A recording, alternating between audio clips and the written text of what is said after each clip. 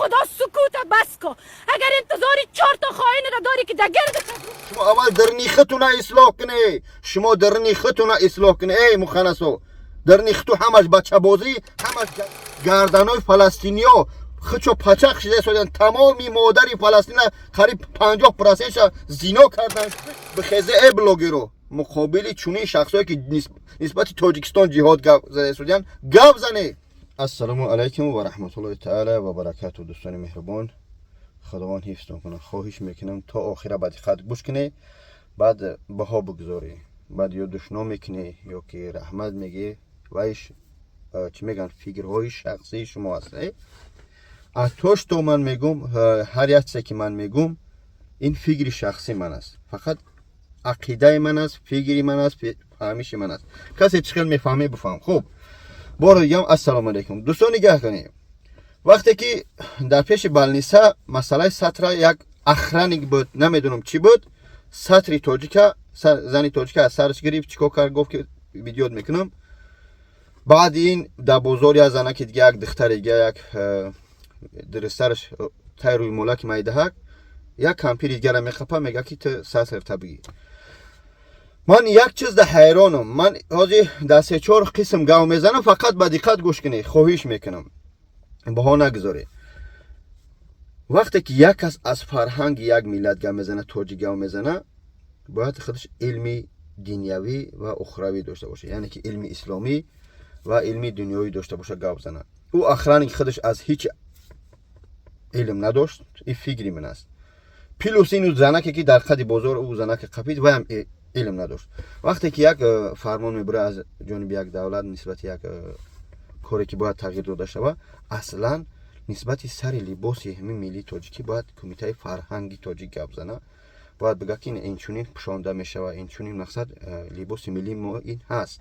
البته که مقصد من با سطر حجاب من هیچگاه چه که الله خودش فرمان داده، من هیچگاه یا انکار کردن نمیتونم و نمیکنم. وقتی که قانون برمد که خیلی قانون کول نبرمده است، وقتی گفتن که سطر حجاب این چونین باید پوشونده شود، یعنی که به طرز ملی تاجیکی باید هم چونین پوشونه. معنای سطر حجاب تا جایی که من میفهمم باید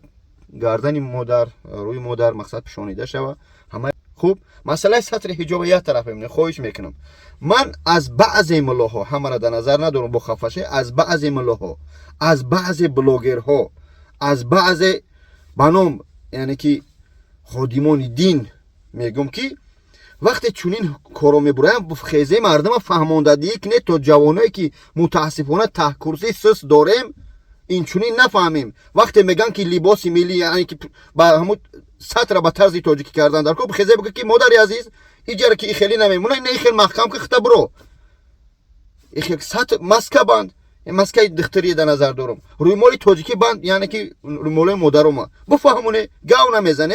امروز چونین مخنثا چونین بدبختا میخزن نسبت دولت خودمو گاو میزنن. بعدن ای اخران یک برمت گپ زد خب کرده مردم فهماندگی نکرده، امروز که از یک دولت دیگه با ما را نیش میزنن، شما بعضی دم تو گرفتگی های. یک مسئله را میگم، وقتی که مسجد بابا جان 88 میگفتن تمامی بنام بلاگرها برمده انا حرامخور، دزدیکر، ایتکر، خیانتکر، شما خیانتکار نیسته؟ در حالتی که یک ملت دیگه که خودش یعنی که ملت شما در نظر ندارم، بنام ملاهایی که وطن فروش هستن، ملت فروشن، تاجیکشن من با نگه که وقت درونده شدی و یا برای چی وطن فروشن و یا مردمی پنشیر تاجیکانی پنشیر کشتن، قتل کردن. اوجا فقط تاجیکشی رفته شده. بچه ها این چیز درست بفهمید، اوجا فقط تاجیکشی رفته است. به کدام خاطر؟ او طالبایی که اومدین و یا افغان نیستن و یا پشتونن. در اصلا بگیریم در بازارهای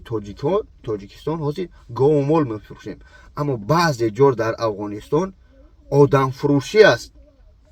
ای به نام یک تا ملا هستی، من فراموش کردم نام تا، مقصد اینا صورت میمونم. من با علمت کار ندارم، با علم اسلامیت کار ندارم، اما تو وطن فروش، ملت فروش با یک ملتی آباد سربلند چیکار داری؟ تو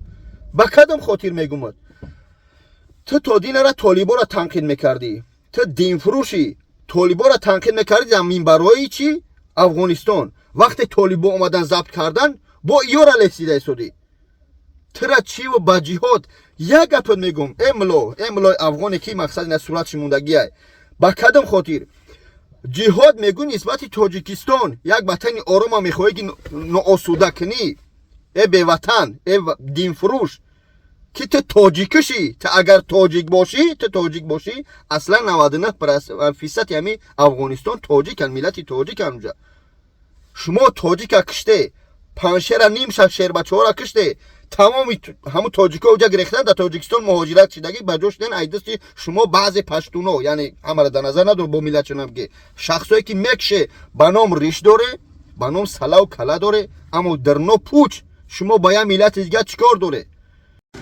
خوب چی گفتن این مسئله جوانو عزیز برادرای سربلندم بچه‌های یوش شخصای در غریبی مهم نیست در کدام دولت احتیاط کنی خواهش میکنم نگذاره که تاجیک بازیشه دستی کداد مخنث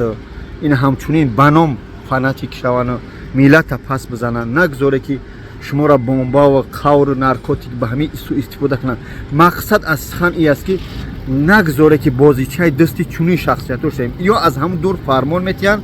از شما چیکار میکنه بعد این خطر کنی و قور بالا ببینه که در همین افغانستان چقدر عذاب است چقدر ترکیش است من از ملت افغانستان همش در نظر ندارم اما عذاب و علیم حتی یک نوارش دیده بودم که گفتن که از گشنگی میخوام دختر ما فروشم. خاتمه 25 ساله با 5 طفلش اینجا در گوشه از شهر ترینکوت مرکز ارزگان در یک خانه کرایی زندگی میکنند. شوهر خاتمه از 10 سال بدین سو و مواد مخدر معتاد شده و بیکار است. خاتمه میگوید که شوهرش دختر 7 سالش را در بدل 6 لک کلدار پاکستانی برای کسی داده است که وی خانم دیگر نیز دارد. وی میگوید این کار را به خاطر اینکه مواد مخدر خریداری کند انجام داده است. دا بله بیدا سلاز را خوشحالی ویدا بم برای پروشی بانی ورکم. سوی نو دای سجا که یک چیز من خوش نه نو ز خبرم نه تر د زما لور کړي. او خوري شي کاش که د کور د شي برابرلې په خپل مخ خلاص کړی ده. زه پور وړ پر سر باندې اخستې یم. تسرای کرای زما د غاړي ده. د کور د وړ زما د غاړي دي د بازار تک زما د غاړي دي. خاتمه ادعا می کند که شوهرش اکنون پول فروش دخترش را در خرید مواد مخدر به مصرف رسانیده و اکنون می خواهد دختر 5 ماهه دیگرش را نیز به فروش برساند. تمامش پناسم در چغاری بغیر در سهار پر ناسم زجارم سوچونه وم. خدای از من لور څنګه ما د لاسو د موټر سره وېستله ما به یو درس وویلی ما به یو مکتب وویلی ما به یو سبق وویلی وای دا کښنې به مې نه د کومې خوا د راسه بیایي زما سره دونه کومک وکړئ چې زما د لور حق چې دی د خوړل دی باید چې ما د غونې وروځي زما سره څه کومک وکړي. گلغوتای میگوید نه خودم و نه مادرم خبر داشت که من را پدرم به فروش رسانیده است. وی میگوید که میخواهد به مثل دیگر دختران به مکتب برود. ودانا ګیره کور سره وړه ولا د وایله خاورو کړه دا ګی ماته مرا کښ چکرې هغه ما مو وکړه بره ما مور سي وګورځ ما مور ما کې روپا شله بره ما مور د کلاش الچ سره ما باندې کې بودره په بیلچا وخله بره ما بغیر خلم زی بره په ډبرو سره بره ما مو په کښ دون کې د خون تر کاش کړل را وستله مزکی وخل په خونی کې. تلاش کردیم تا در این مورد دیدگاه شوهر خاتمه را نیز داشته باشیم اما موفق به این کار نشدیم. زیاد از خانواده ها در ارزگان به مثل خانواده خاتمه همین مشکلات را دارند. ارزگان از جمله ولایت های افغانستان است که نه تنها مواد مخدر در آن کشت می شود بلکه بیشتر معتادان را نیز دارد و روز به روز به شمار معتادان این ولایت افزوده می شود اما برای درمان معتادان مرکز صحی وجود ندارد. نیست. من خواستم از احمد مسعود است که بلیاز خدا سکوت بس کو اگر انتظاری 4 تا خائن را داری که در گردت از روز بخواه افغانستان هم رایت آزاد بسازن اینا معامله گران هستن. 5 شیر که ناموسشان بود 5 شیر که ناموس خواهرشان بود اینا تسلیم کردن 2 دسته با پولای جلی امروزی بدبخت ها هایش نوش دارن و دردن 4 تا بچه که در این 5 شیر است میکش چرا جرم ما 5 شیری بودن است. ما با تاریخ زرین نوشته کردیم تاریخ زرین که امروز جهان بس افغانستان تکان میخورد از برکت دره 5 شیر هستن. چطور میتونی که تو نامرد بدبخت پاکستانی و پنجاب بیایی خون برادر مرا ده اینجا بریزانی و به نام این و آن که ما به شکار آمده بودیم. خواست من از تمام 5 شیری های برادرای عزیز نمیخوایم امریکا و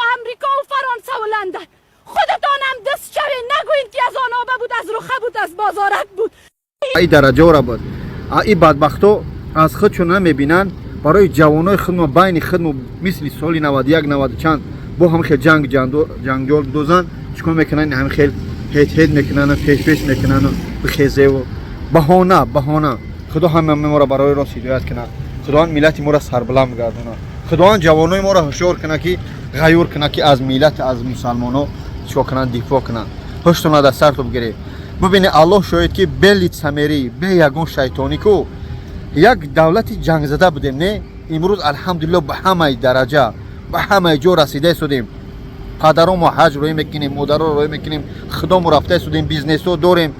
زندگیم آباد و آرام است الحمدلله باید همین شکرانه همین نعمت کنیم شکرانه وطنی آباد کنیم که مادر ما از یک شهر به شهر دیگه خودش توقع میره بازاری مینا توقع میره گوده که ما میره خونه همسایه یا جای دیگه بهتش نه یک جنگجوله باید این چیزا قدر کرد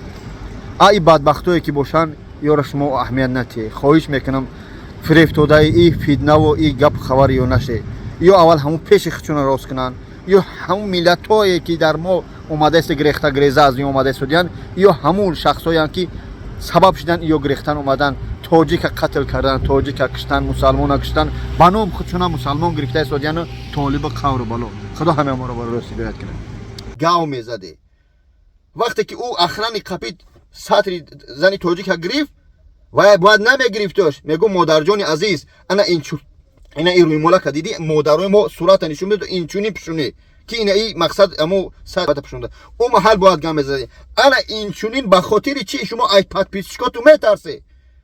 وقتی بابا جان 88 تمامت وقتی بابا جان 88 من خدمت تعریف نمیکنم مسجد پیش از مسجد اعلان کردن برای خریدنش شما چیکار کرده شما یک کس دوخ نکرده که مسجد زبور کنه که ما مسجد میخریم من میدونم شما من نگاه کرده شده میدونم که در نظر داریم اما با این کارو چقدر نمیشه ما را کارو میکنن وقتی بابا جان میوش بست در راه خدا بر من مسجد خرید اجازت گرفت سهم گذاشت و کار سر کردیم مسجد ساخت اگر من میخوردم 1 میلیون 2 میلیون 3 میلیون والله بالله تالله قسم که من یگان کپک نخوردم من اهل خیالت نیستم در خانه خدا مسجد ساخت همه زبان رو ورده برای خیب شدن مسجد چشید توجه که گریب خب کی کرده ایچاقی افغانا که خستن یعنی بنام افغانا همش در نظر ندارم اینن چونین علماهای دین با گفتی خودشون خستن نسبت تاجیکان جهان کاره سودیان شما دم تو گرفتگی برای گپ زدن نمیتونی برای پادپیسچیکو تو بند میگن که دینه برای ای گام نزدی امروز انا که خستن با ایتالی کرسته با هم گفتی رو تو بعضت سیاهای بعضت برای که ای گپا را زدن غیره در کار قدره در کار لقمه حلال خوردن در کار بعضت زند لیچ قلیچ بعضت خودت لقمه حرام کنکورس کرده شدی ایسومی حرام فرزاده تو دودستی غیرت گپ زنی نداری فهمده شدی ای بدبخت ای لعنتی ای لعنت شده ای افغانی لعنتی تو پشتونی من نمیدونم تو مخنث یعنی که یک بچه باز خسته گپ زده شدی در منبر پیغمبر محمد صلی الله علیه و سلام که خطه علما یا که عالم دین میگیری فلسطین پاره کرده شدن گردنای فلسطینیا خچو پچق شده شدن تمامی مادری فلسطین قریب 50% زنا کردن کشتن قتل کردن بدبختای حرام چویا بار جهاد اعلان کرده فلسطین پاره کردن جهاد اعلان کرده شده یک کس نمیخیزه بنا همه در دستت автомат استودگی طالبا یک کس نمیرسینی فلسطین شما با کدام گرانیت سر رفته که شما را راه ندادن شما اگر میرفته گرانیت یمن یا یک کسش میگفته که ما میخوایم بدریم که این ظالم این یهودی لعنتی کشته شده فلسطین چی میگفتن تو آیا تو را نابود میکردن نکنیش نه چون در مردم نخستی بگو که رفتیم جهاد به فلسطین زنا کرده نه تنها سطر گرفته شدیان زنا کردن قتل کردن کلاه کودکا پریده شدیان پرزیدنت مملکت ما امام رحمان خیز گپ زد در بین چقدر پرزیدنت ها خیز گپ زد که این لعنتی این یهود این بدبخت چیکار کرده شده قتل کرده است قتل عام کرده است مردم فلسطین الحمدلله ما زبور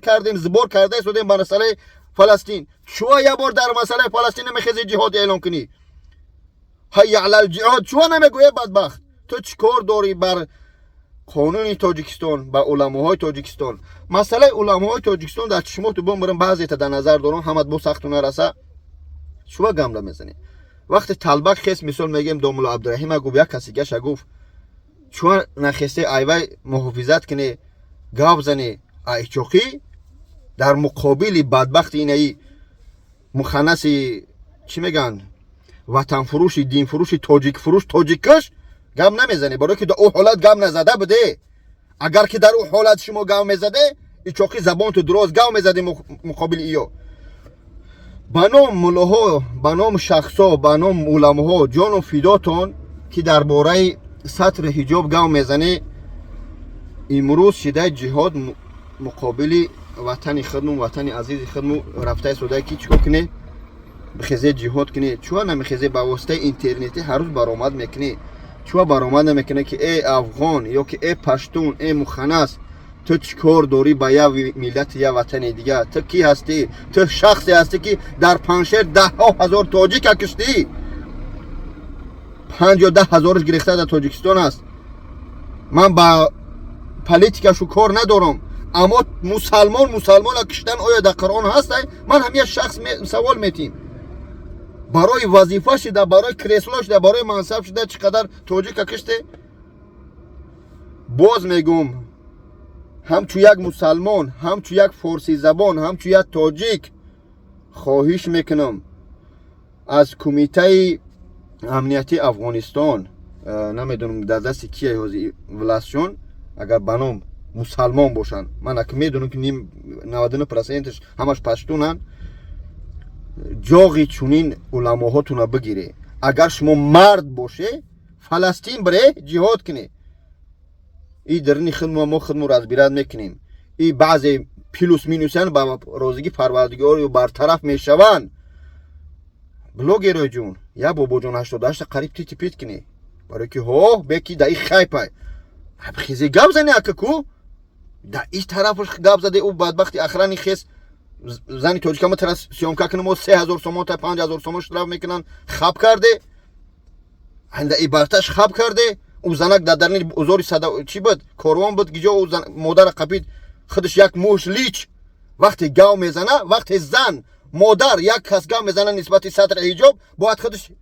لباس ملی یعنی که سطر حجابی تاجیکی داشته باشه اصلا سطر حجاب از مسلمان است اما که تو میخوای که سطر محکم کنی اول خودت محکم کن بعد بگو مادر جان این لباس ملی ما هسته این چونین پوشونده شود خودش سرش لیچ موهاش کشال که موهی زن فرضه باید پوشونیش باید نبینه موهی زن یک کسی دیگه خیلی خسته کمپیر بیچاره در اونجا قبدگیه من کار ندارم اما علامت میکنن دا ایش خب کرده دا ایش خب کرده این همچوخی بعد هر گیجا چیکار میکنن نیش میزنن قول میزنن برای مادران تاجیک برای ملت تاجیک ملت سربلندم دعا کنه پروردگار از این مشکل همه ما را بردار من یک بلاگر هستم من عقیده و فکری شخصی خودم گفتم من با دیگرها کار ندارم این زبانی که گفته است چی میگه از نام یک نفر گفته است از نام بابا جان 88 من خودم در روسیه هستم مهاجرت هستم دعا میکنم پروردگار ملت ما آباد و سربلند باشد هیچگاه جنگ جنجال نبینیم شخصانی که برای سطر حجاب گاو میزنه اول خودتون برای اصلاح کنه فهمیده شخصانی که دازی بالنسا میقپه شخصانی داداری بزرگ میقپه بعضی بنام ملیساها میقپه رید میکنه شخصایی که قطعتو رید میبره زنهای میبره البته که مثلا کارگار امنیت هستن ملیسا هستن مادرها را میقپه مشهود کنه پروره اول همه را خودشون لباسی سطری تاجیکی کنیم مثلا میگیم هم خیلی با بیوم میگه کو بیوم چه خیلی میپشون انا همچونین محکم کنی بعد بگه که این انا همچونین یک نشانه قطعتون بره خودشون سرش لیت ایدر اونجا کشته است البته جوانا سرشو بیرون میشه